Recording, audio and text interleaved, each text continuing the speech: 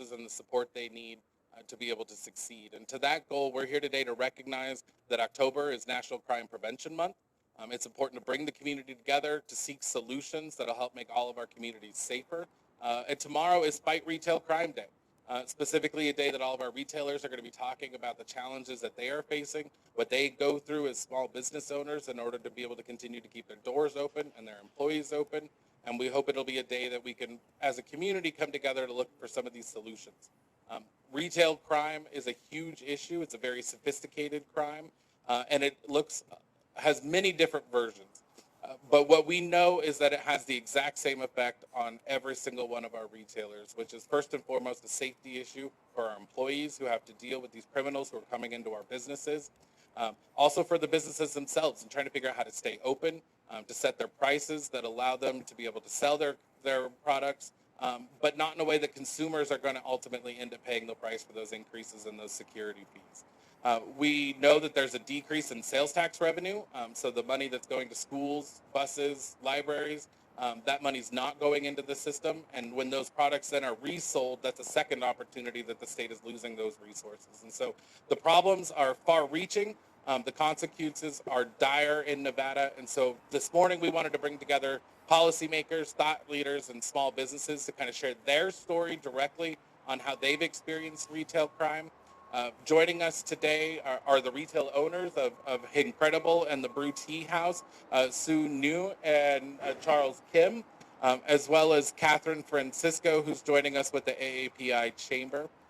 First, though, I want to introduce a gentleman who's been a consistent and strong voice for small businesses at the Nevada legislature. He's a small business owner himself and the representative of the district right here, Assemblyman Yui Win, and invite him to kind of share his story. So thank you very much. Thank you, Mr. President. I'm very appreciative of the Retail Association, and I'm so glad to be here. Welcome to District 8. Again, my name is Yui Wing, and I have the honor to serve as your State Assembly member for District 8.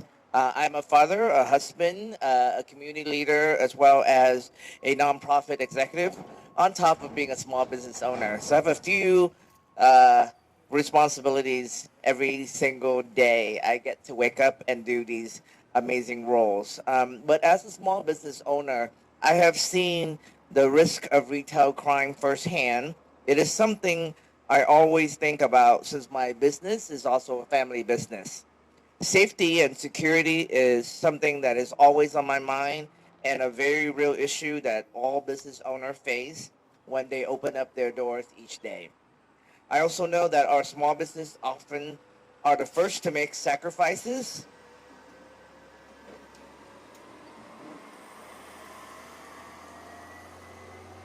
Let me start that over. I also know that our small businesses often are the first to make sacrifices and bear the burden when it comes to doing business in our state. And while we bear that burden, small businesses are often last to be asked or considered when it comes to policy making, even though we are the backbone of the economy. So I am proud to serve as a voice on these issues in the Nevada legislature so that we can lift up these issues that our retailers are facing each and every day. I'm honored to lift up these voice of small businesses like Sue's and Charles here so that they can be heard in Carson City. Small businesses need action on the issue of retail crime. We know that this is an issue that has far-reaching consequences for all Nevadans. At a time when prices continue to increase and the cost of just doing business is on the rise, addressing retail crime head-on is a great way to have a positive impact for our economy and for all Nevadans.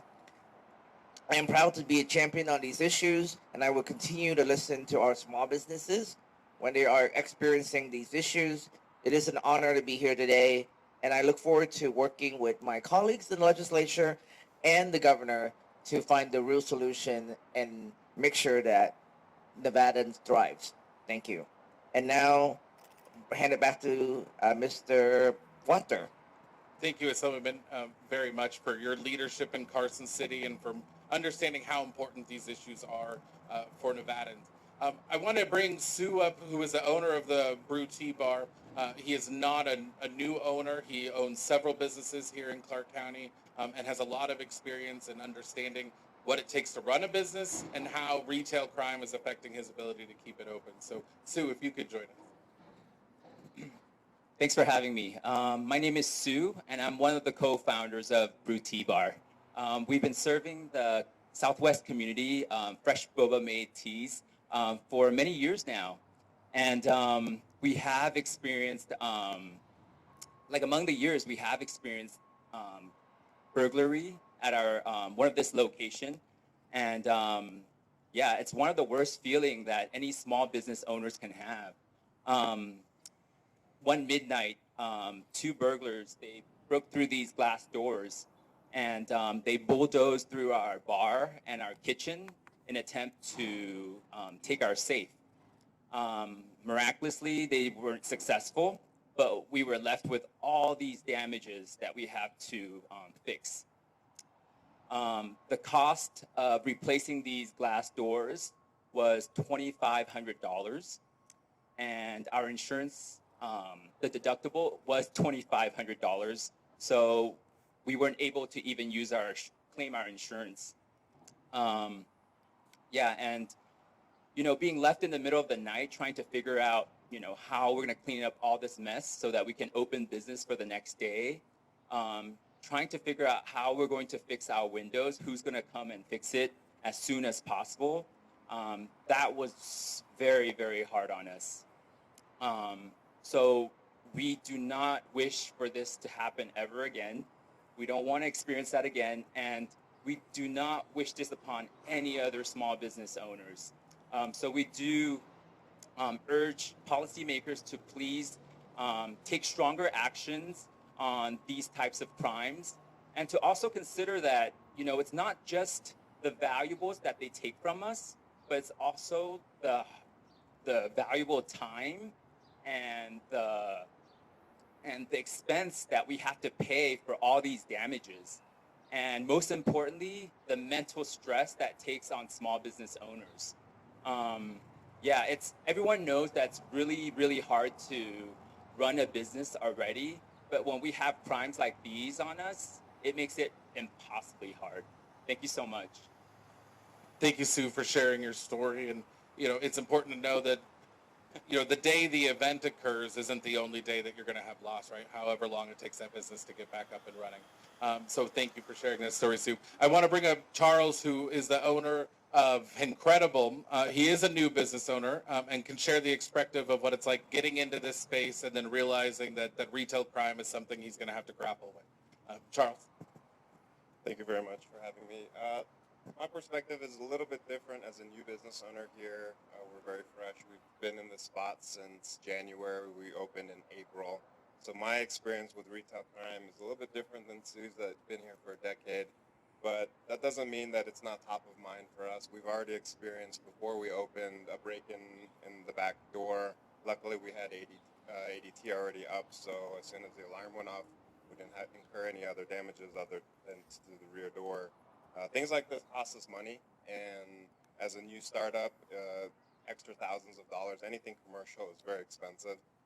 So things like this are very top of mind. My perspective is a bit different because I'm thinking of being proactive rather than being reactive here. I'll be for sure working with assemblymen here and making sure that we don't end up following the footsteps of somewhere where, like I came from in San Francisco, and seeing retail crime and homelessness and drug use become very rampant. And that's one of the things that we want to keep top of mind for us. So that's what I look forward to the collaboration here and working with other business owners and policymakers to make sure that we prevent things from like this from happening, and preventing things like insurance costs and stuff rising for small business owners, so that we can continue to provide delicious food and drinks for the public, and make sure that Nevada continues to thrive as a place for small business. Thank you very much. Thank you, Charles, and appreciate that ability to look and make sure that we are in a place in Nevada where we can still stop some of those things from occurring. Lastly, I want to introduce someone who can provide a global perspective. AAPI provides a lot of resources for innovation and equality when it comes to small businesses, especially minority-owned businesses, and we're delighted to have their president, Catherine, here to discuss what all of their members have been experiencing over the last several years. Thank you, ma'am. Thank you for having me. Good morning, everyone. My name is Catherine Francisco. I'm the founder and president of AAPI Chamber of Commerce here in Southern Nevada, an organization made up of small business owners, entrepreneurs, and community leaders who help drive the local economy here in Southern Nevada. Over the past year, our members have shared an alarming increase in retail crime, from small neighborhood stores to large retail centers, in fact, as recent as a couple days ago. What used to be occasional incidents of shoplifting has now escalated into organized retail theft, break-ins, and even violence against employees and customers. And for small businesses already struggling with inflation, high rent, labor shortages, these crimes are not just losses. They're devastating. If this continues, the economic ripple effects will be very significant. When businesses shut down, we lose local jobs, tax revenue, and the community character that makes Southern Nevada special. Customers begin to feel unsafe, and that fear hurts our shopping centers, tourism, and investment in our neighborhood. Retail crime doesn't just affect store owners. It impacts our entire economy. That's why we are here today, to raise that awareness. And thank you for our champions to the left and to the right for taking the initiative up in legislature and supporting the small business ecosystem. We know this isn't an easy problem to solve, but we also know that doing nothing is not an option. Our small businesses are the backbone of this state. They employ our residents, they serve our families, and they make Southern Nevada home. If we want a thriving economy, we must ensure our business community feels safe, protected, and supported. Together, we can send a clear message that retail crime will not define the future of Southern Nevada and the state and its small business community. Our resilience, collaboration, and commitment to community will. So thank you for having us. Thank you very much for sharing that perspective. It's important that we know that retail crime is an employee safety issue, it's an economic development issue, it's a tax revenue issue, and most importantly, it is helping drive some of the price increases that consumers in Nevada are experiencing.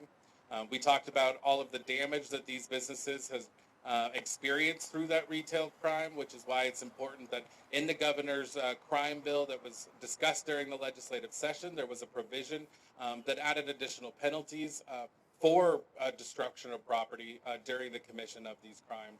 And we strongly urge the governor and policymakers to make sure that if there is a special session, that that's included on the agenda and we're providing relief for these small businesses. So we thank you very much for joining us, for our partners, and for you as well. And we're happy to open it up to any questions. Sullivan, can you sort of expand on those talks that are going on right now in Carson City on whether or not there will be a special session and including that, the crime priorities into the agenda for the special session? Well, Nevada is a very unique state. We're still one of the few states in the country that only meet every other year, and most member of the public does not know that particular facts about our state operation. But you know as much as I know now in terms of what that special session looks like. Pretty much, it's going to be on the governor's desk in terms of what he wants and what he wants to accomplish. He did say out loud that he wanted to call a special session within the next few months. I don't know what that timelines look like. We know as soon as the proclamation is being sent by him, it will define what he wants to accomplish in there. We know that there's a few things on everybody's mind, but we want to make sure that when and if that happens, that this particular component is part of the conversation, because we don't get together very often, but the state still operate every single day, right? They can't wait for a special or for even a regular session that happens only every other year. So Um, but we still want to make sure that these conversation is definitely being lifted so that everyone knows that our priority is to protect the interests of our state as well as public safety is very, very crucial for us to be able to thrive. So I wish I know that the answer of what's going to be discussed, but it's all in the governor's hand right now. But whenever he call on us to do that, we'll be ready to go. We have community leaders, we have business owners, and we are ready to make sure that these issues don't get put in the back burner. Any other questions? Yes, sir. As a business owner, you guys have to invest a lot of money to protect your business. But what have you guys approached with law enforcement, Metro, with Henderson, and North Las Vegas, to try and be reactive and try to deter retail crime as well as violent crime to employees and business owners? Well, for us, as simple as calling 911 or talking to the non-emergencies, right? They say that, well, when you call 911, we're not an emergency. So we would have to call the non-emergency number. And when the non-emergency is called, it just takes a long time for them to come. So even trying to meet and when they do arrive and we do ask them and talk to them about, hey, how can we get a faster response? Pretty much the answer is, we try our best to come out whenever we can, and that's pretty much the answer that we get. We don't get anything else from that. Next question. Oh, I'm sorry. Charles. Oh, well, mine's a lot easier because I haven't had experience having to call law enforcement, but I just wanted to add that we'll be doing our best to collaborate with law enforcement locally here to ensure that things like that, what things that we can do that as business owners, whether banding together and just making sure that we do something when we see something and ensuring that it doesn't get any worse than it is now, and just keeping the fronts and the rears of our businesses very clean and something that our customers want to come to. So I just wanted to add that we'll definitely be doing a lot of collaboration in terms of trying to prevent it for preventative. Thank you. We had, as an association, looked to last in the 23 legislative session, creating a statewide task force at the Attorney General's office that would bring together all of these different touch points, including Metro. We do know that they have reactivated some of their retail crime components and are starting to bring more of those folks together after kind of a drop off and a lull. And so we hope that that experience that Sue has had is something of the past, but we're hopeful. Oh, ma'am. Just want to say the chamber is actually doing a bridge between the Metro and business owners, and we're collaborating to make sure that that issue is addressed, especially in the Chinatown area where they've designated a SMART team specifically for Spring Mountain. So we are addressing that issue and having conversations with the Metro. Any other questions? Yes.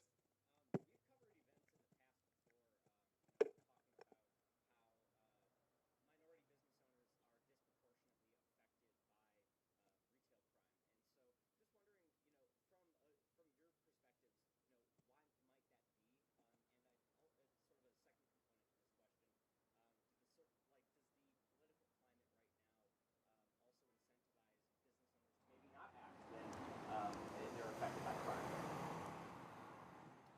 So in our case, as the chamber is concerned, we find that educating our community as far as reporting the crime is one of the things that we are tackling on.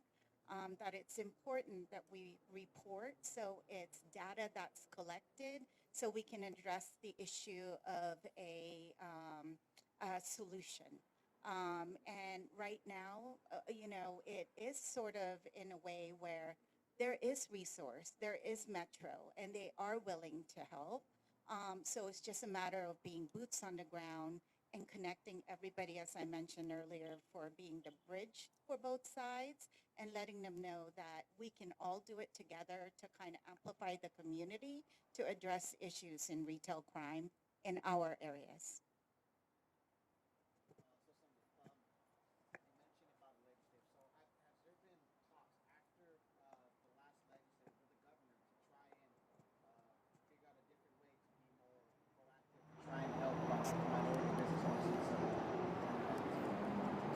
I'll address a little bit of what his question and I'll dovetail over to you. I think the biggest um, challenge as business owner is that there's so many things that we have to worry about, right? From business operations to marketing to just keeping ourselves afloat.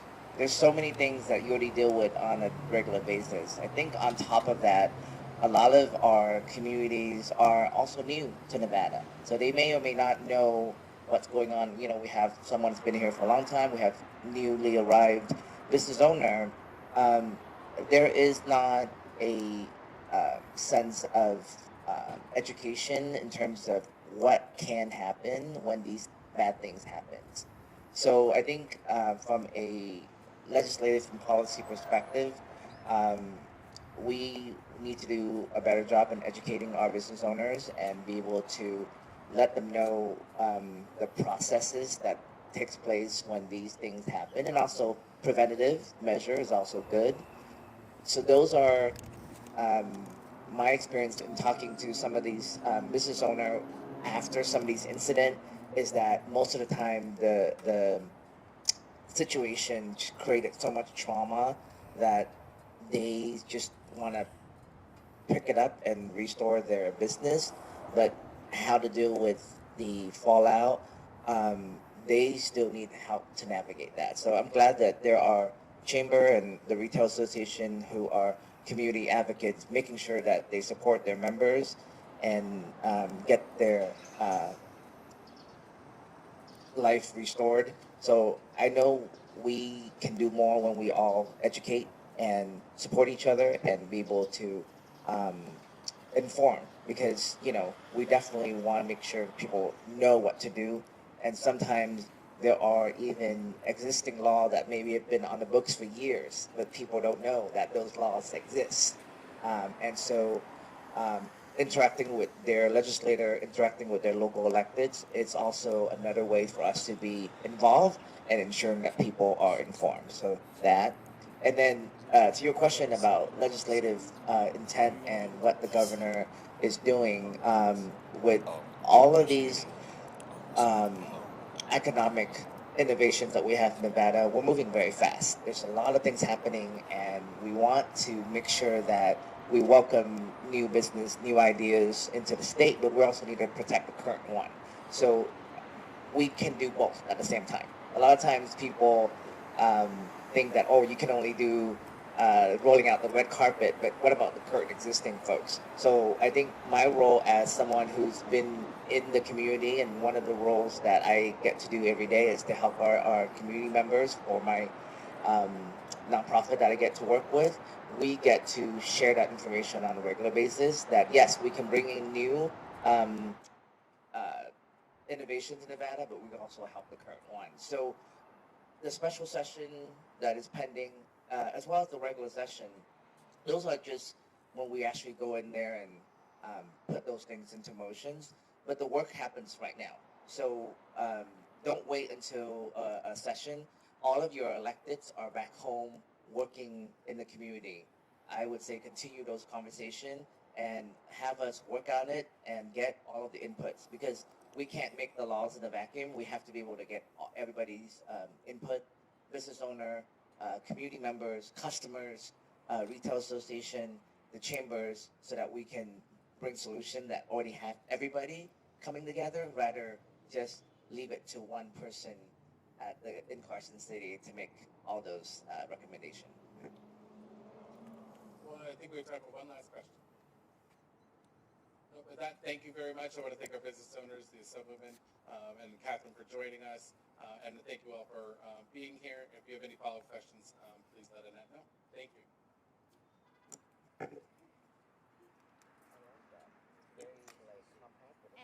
And if you guys can do one-on-ones, they might want to pull you for that, so just hang around for a second.